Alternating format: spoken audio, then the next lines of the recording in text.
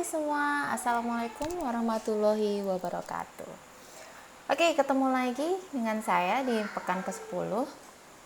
Di sini kita akan bicara tentang bicara untuk salah satu tujuan public speaking, yaitu untuk menginformasikan. Nanti akan ada dua macam public speaking gitu ya. Tujuan public speaking yang pertama ini public speaking untuk menginformasikan, untuk mengirimkan informasi tertentu kepada audiens. Oke, kita lanjut aja kali ya. Nah, ketika kita bicara tentang objek, maka kita akan berbicara tentang segala sesuatu yang bisa kita lihat, bisa kita raba, bisa solid bentuknya gitu ya, kayak misalnya obat, antibiotik, vaksin, itu jelas terlihat gitu ya. Dan kedua, ketika kita berbicara tentang objek, karena dia bisa meliputi banyak hal, maka kita harus memilih tujuan yang khusus gitu ya, atau memilih fokus tertentu dari apa yang kita bicarakan. Misalnya kita ngomongin tentang vaksin nih, dari pembicaraan tentang vaksin itu ada banyak banget gitu ya. Ada misalnya proses pembuatannya, atau proses penemuannya, atau mungkin bagaimana ia menjadi kontroversial. Nah, kita nggak boleh dong mengcover semuanya. Nah, yang harus kita cover salah satu aja. Misalnya kita ingin berbicara tentang bagaimana cara memproduksi vaksin misalnya. Nah, di situ teh apa? Sorry ya kalau ada gangguan. Lanjut, bagaimana kita berbicara tentang objek. Berbicara tentang objek. Bagaimana bicara tentang objek ya? Ada 3 cara ketika kita berbicara tentang objek. Yang pertama, chronological order atau urutan kronologis. Ketika kita berbicara tentang objek secara kronologis, maka kita akan berbicara dari awal hingga akhir. Misalnya tentang penemuan vaksin, maka di awal tahun berapa dia ditemukan, oleh apa penyebabnya, ditemukan oleh siapa, dan kemudian tahun berapa dia diuji coba, dan tahun berapa dia diproduksi secara massal misalnya. Atau spatial order. Spatial order atau urutan secara spasial itu berbicara tentang objek biasanya pada ruangan. Nah, kalau kita berbicara tentang rumah sakit atau ruang isolasi COVID misalnya. Ruang isolasi COVID di Rumah Sakit Muardi terdiri dari 4 ruangan. 4 ruangan tersebut dipisah oleh setiap ruangan berukuran misalnya 10 kali 5, dan setiap ruangan terdiri dari 5 tempat tidur. Dari 5 tempat itu berarti setiap ruangan dapat menampung 5 orang misalnya. Nah, itu spatial order. Atau yang terakhir adalah topical order, yaitu berbicara tentang objek dari apa ya, kalau topical order itu berarti urutan secara topik gitu ya, berbicara tentang objek dari masing-masing bagian. Nah, ini saya contohkan aja tentang topical order yang biasanya kita bicarakan ketika kita berbicara tentang objek. Misalnya saya di sini mengambil salah satu contoh, yaitu antibiotik. Tujuan spesifiknya adalah saya ingin menjelaskan kepada audiens tentang manfaat dan risiko penggunaan antibiotik. Ide utamanya tuh apa? Kenapa saya mau menjelaskan tentang ini? Karena saya melihat antibiotik banyak digunakan oleh masyarakat tanpa ada resep dokter, sehingga informasi ini ditujukan kepada mereka yang masih awam tentang antibiotik gitu ya. Maka kita harus mulai dulu. Poin pertama nih, topik pertama adalah kandungan antibiotik. Apa saja. Kemudian cara kerja antibiotik melawan bakteri sehingga dia efektif digunakan untuk beberapa gejala misalnya. Kemudian bagaimana cara kerja antibiotik meningkatkan resistensi tubuh. Nah, ini kenapa harus ada resep dokter nih? Yang terakhir kita bicara, kenapa harus ada resep dokter? Oh, ternyata karena antibiotik ini bisa membuat tubuh itu resisten terhadap bakteri kalau misalnya dia tidak di bawah pengawasan dokter. Nah, jadi di sini harus jelas bagian-bagian penjelasannya, jangan sampai kacau urutannya. Berikutnya adalah bicara tentang proses. Nah, ada dua macam alasan kenapa kita bicara tentang proses. Misalnya proses pembuatan jamu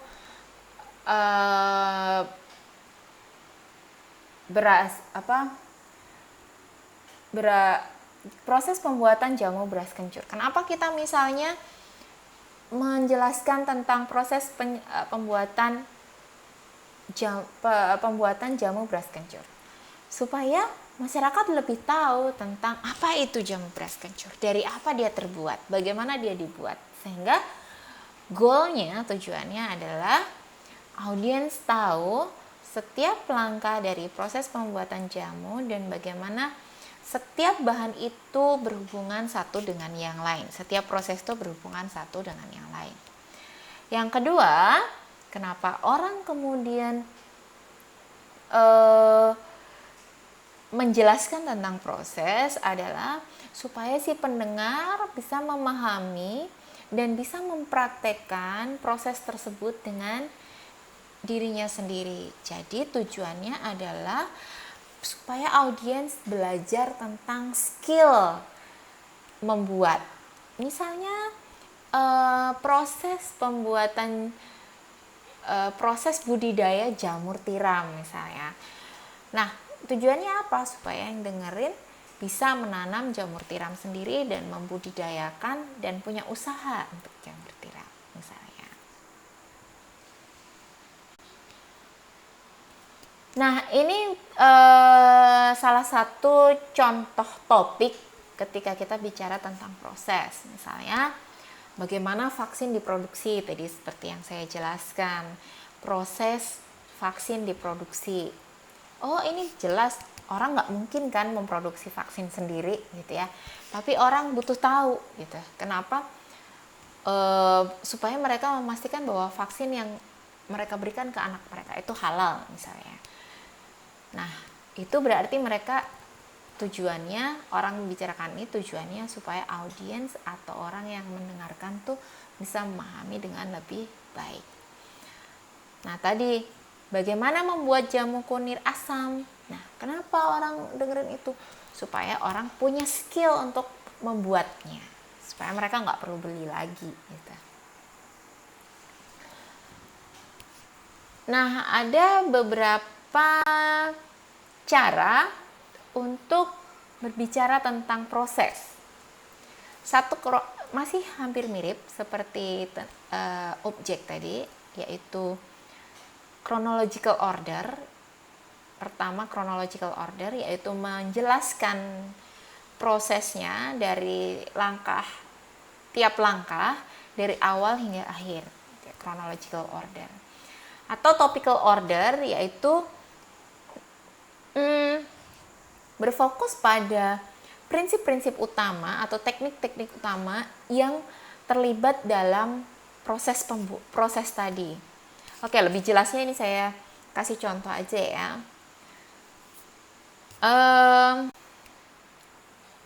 Salah satu adalah chronological order. Specific purpose yaitu atau tujuan khususnya untuk menginformasikan audiens tentang bagaimana membuat kunir asam sendiri. Sentral idenya apa? Banyak perempuan membutuhkan jamu ini saat mereka mulai mengalami haid. Kadang-kadang mereka membeli produk yang gak jelas quality controlnya. Nah, Sehingga di sini dijelaskan tentang bagaimana membuat kunir asam sendiri. Poin pertama adalah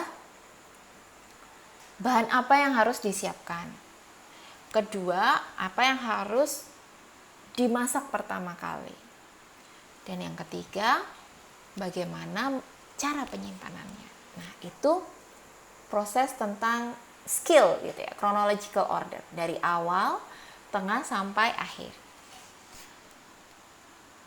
Nah, berbeda dengan topical order. Salah satunya contohnya adalah bagaimana mengobati pasien dengan cara TCM gitu ya. Bagaimana cara kerja TCM. Tujuan spesifiknya apa? Untuk menginformasikan audiens metode yang tepat yang digunakan oleh praktisi TCM untuk menyembuhkan pasien mereka. Ide utamanya apa?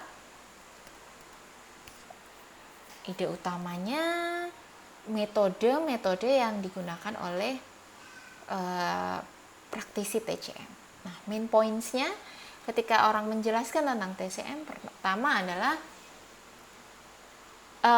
metode pertama adalah diagnostic phase atau metode diagnosa yang dilakukan oleh TCM. Bagaimana mereka melakukan diagnosa, pemeriksaan, dan lain sebagainya. Kedua, baru bagaimana bagaimana metode mereka membuat penjelasan tentang terapi obat dari makanan yang harus mereka konsumsi. Nah, itu ada 2 metode berarti di sini. Nah, itu topical order. Oke, yang ketiga adalah bicara tentang events atau kejadian. Bicara tentang kejadian itu biasanya dilakukan secara kronologis atau urutan kronologis. Kalian harus menjelaskan cerita yang berkaitan dengan insiden atau kejadian itu satu dan yang lainnya dalam urutan waktu gitu ya. Pertama tahun berapa, bulan berapa, kemudian kedua tahun berapa, bulan apa. Ini misalnya nih, kalau misalnya kalian seorang promotor kesehatan disuruh bicara tentang kasus misalnya KLB gizi buruk di Papua misalnya. Tujuannya untuk menginformasikan audiens tentang problem gizi buruk di Papua. Ide utamanya apa? Ketidakmerataan distribusi pangan di Indonesia masih memiliki risiko besar bagi sebagian masyarakat Indonesia. Nah, terus kejadiannya bagaimana Anda menceritakan untuk memperkuat argumen ini? Pertama, kapan KLB berlangsung? Kemudian setelah pemerintah tahu kapan KLB berlangsung, bagaimana ditemukan, berapa korbannya, terus terakhir bagaimana penanganan KLB dari pemerintah. Nah, itu. Kalau misalnya berbicara tentang COVID juga gitu, bisa secara chronological order. Pertama, kapan penyakit itu ditemukan? Bagaimana kejadian ketika pertama kali penyakit ditemukan? Kapan kasus berikutnya terjadi? Kasus kedua, ketiga, dan seterusnya. Menuju negara mana berikutnya penyakit tersebut menular. Sampai akhirnya bagaimana dia menjadi pandemi seluruh dunia misalnya. Nah, itu bisa mulai dari tanggal Desember 2019 mulai muncul beberapa gejala yang dialami oleh beberapa orang penduduk di Wuhan misalnya. Saat itu pemerintah Cina belum menganggap penyakit tersebut serius dan seterusnya. Nah, itu salah satu speech tentang events. Kemudian, nah ini yang paling susah nih, yaitu speeches tentang atau bicara tentang konsep. Nah, Nggak banyak orang yang bisa berbicara tentang konsep dengan cara yang menarik. Kadang-kadang sangat membosankan ya ngomongin tentang konsep. Saya aja kalau misalnya ngajar gitu ya, ngomongin tentang konsep, mahasiswa saya masih banyak yang ngantuk gitu. Nah, ini juga kita sama-sama belajar aja gitu ya. Konsep itu apa aja sih? Konsep itu termasuk kepercayaan, teori, ide, prinsip, sesuatu yang abstrak yang nggak bisa kita lihat, nggak tangible, nggak berkaitan dengan events, nggak berkaitan dengan proses. Pokoknya selain objek, proses atau events itu masuk ke dalam konsep. Nah, berbicara tentang konsep biasanya dilakukan secara topical order, gitu ya. Kemudian saat kita berbicara tentang konsep, kalian harus benar-benar memperhatikan bahasa. Supaya apa? Supaya apa yang kalian sampaikan itu jelas pada orang lain. Karena apa? Karena konsep itu sesuatu yang nggak bisa kalian raba. Kalian kalau mau mencontohkan susah. Kalian harus menjelaskan sesuatu yang abstrak menjadi sesuatu yang real. Menjadi sesuatu yang nyata. Gitu ya. Bahwa ini kalian hadapi. Kita berbicara tentang Islam tuh bentuknya kayak apa? Susah gitu ya. Nah, kalian harus bisa berbicara dalam bahasa yang mudah dimengerti. Karena ketika kita berbicara tentang konsep, gak semua pendengar kita tuh paham. Ini salah satu yang sering kita pakai ketika apalagi kalian sebagai promotor kesehatan. Kalian pasti banyak berbicara tentang konsep. Ada misalnya obesitas, ada misalnya tentang diabetes, stunting, dan lain sebagainya. Itu semua konsep, bukan objek gitu ya. Oke, salah satu contohnya adalah stunting. Misalnya, apa tujuan utama? Untuk mengedukasi audiens tentang pengertian stunting dan bahayanya. Ide utamanya kenapa saya terpikir untuk berbicara ini misalnya. Karena ternyata angka stunting anak di Indonesia tuh masih banyak. Nah, bagaimana poin utama ketika saya berbicara tentang stunting? Saya mulai dulu dari apa itu stunting, kemudian saya bicara tentang berapa angka stunting di Indonesia, kemudian saya bicara tentang risiko stunting, dan saya bicara tentang pencegahan stunting. Ada 4 topik di sini, topical order. Dari mulai yang paling mendasar tentang pengertian, kemudian tentang fakta di lapangan, kemudian tentang risiko, dan tentang solusi. Ya, ada beberapa topik yang harus kita berikan. Nah, lalu yang terakhir adalah bagaimana gitu ya kita bisa memberikan informasi yang menarik, yang bisa diterima oleh banyak masyarakat. Pertama, jangan overestimate tentang apa yang diketahui oleh audiens. Jangan terlalu berpikir bahwa audiens tuh tahu semuanya. Kalau saya ngomongin stunting, audiens pasti tahu. Gak selalu gitu ya. Kalau saya ngomongin malnutrisi, pasti audiens paham nih apa. Gak selalu. Jangan menggunakan istilah-istilah yang kadang-kadang audiens gak paham gitu. Jadi tempatkan bahwa kadang-kadang audiens tuh gak tahu apa-apa tentang isu kesehatan. Mungkin mereka tahu bahasa yang awam dan mereka gak tahu bahasa ilmiahnya gitu ya. Yang kedua, hubungkan apa yang kita bicarakan dengan audiens gitu. Audiens misalnya ibu-ibu posyandu dikasih tahu tentang misalnya dikasih tahu tentang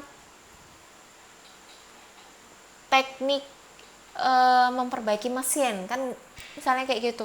Ya mungkin nggak nyambung karena ibu-ibu nggak ada orang bengkel juga gitu. Tapi ketika ibu-ibu posyandu dikasih tahu misalnya bagaimana memberikan nutrisi yang baik, atau misalnya ibu-ibu posyandu dikasih masukan tentang isu tentang tadi malnutrisi, stunting. Nah, mereka mungkin bisa lebih mendengarkan. Yang ketiga adalah jangan terlalu teknis ketika berbicara tentang materi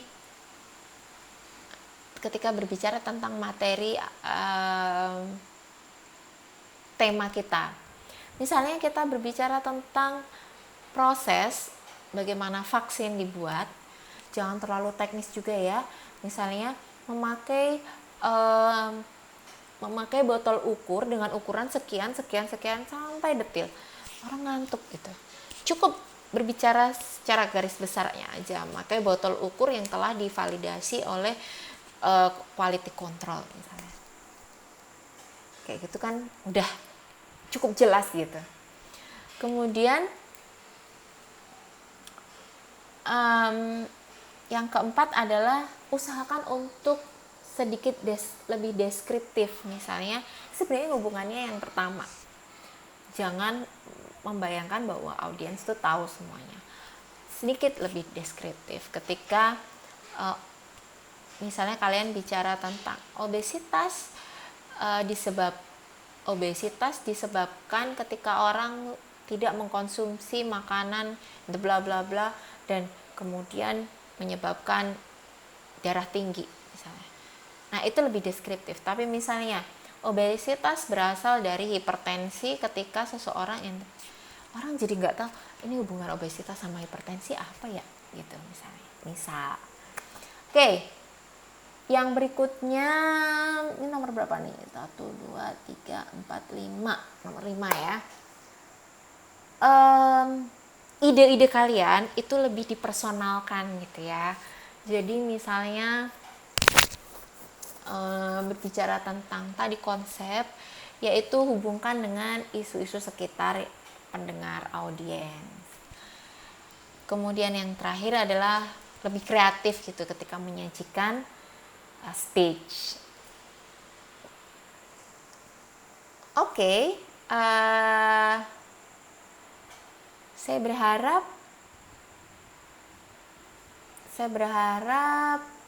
informasi ini cukup lengkap, dan saya minta maaf kalau ada gangguan di tengah-tengah, ada suara anak-anak gitu ya, maklum WFH gitu, karena home saya ini isinya penuh sekali gitu.